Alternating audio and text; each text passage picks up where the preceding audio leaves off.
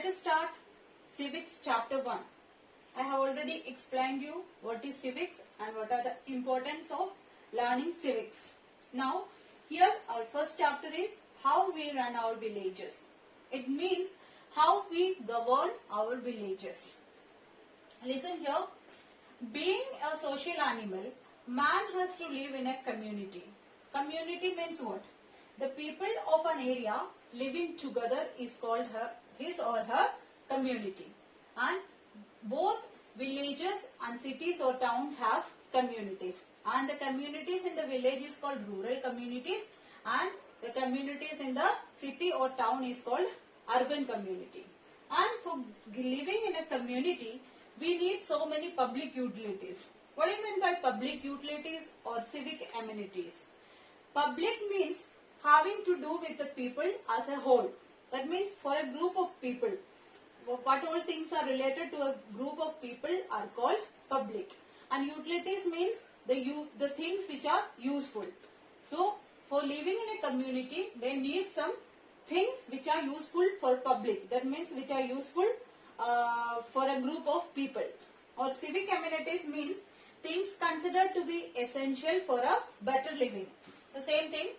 So what may be the public utilities or civic amenities needed in a community? Both rural and urban communities need public utilities. Remember that.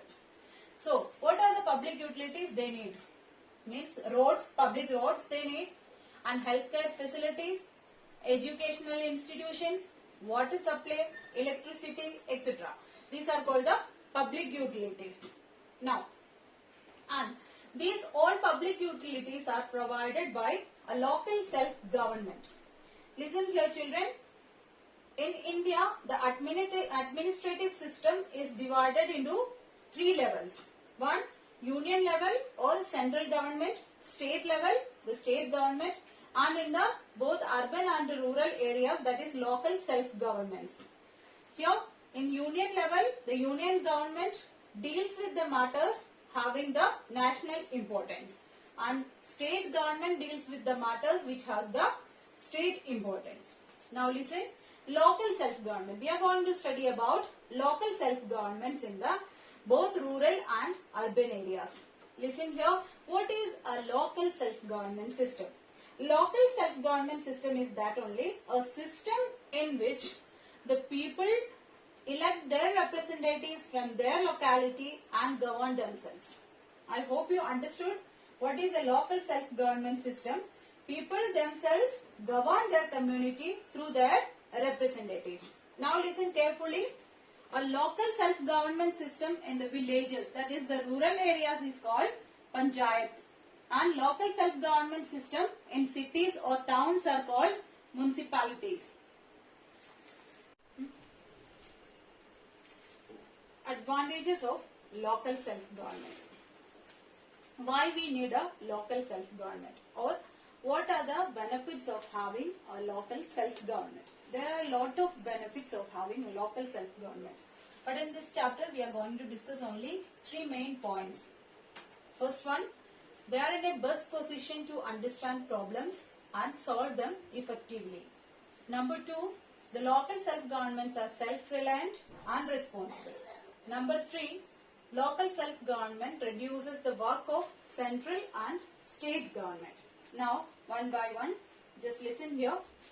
The local self-government is in a best position to understand problems. That means the representative of that local self-government is from that particular area, so he knows the problems very well, better than other people. So he is in a best position to understand that problems, and he knows that that representative knows that how to solve that problems effectively. Effectively means how to solve that problems beneficial to the locality. Now, number 2, but because of the experience of solving the problems, this local self-government became self-reliant. That means they are able to believe. Means the people believe that they are able to solve the problems, and they are more responsible because they are from the same locality and they have the experience of solving the problems.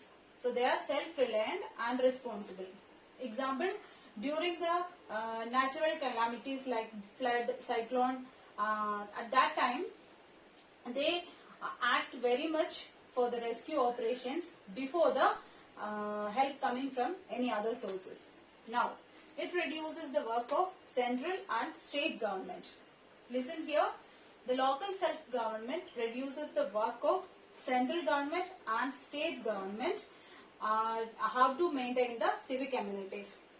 Central government and state government only gives the fund to maintain the civic amenities, and this local self-government only decides how to divide that fund into different areas and how to utilize that fund beneficial to the people of that locality.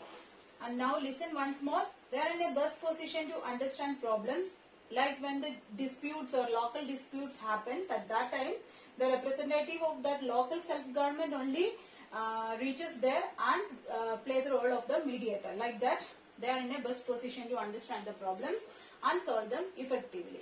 Now I have already told you they are self-reliant and responsible. By having the experience of solving the problems, they became more believable and responsible, and they reduces the work of central and state government. I hope you understood this much.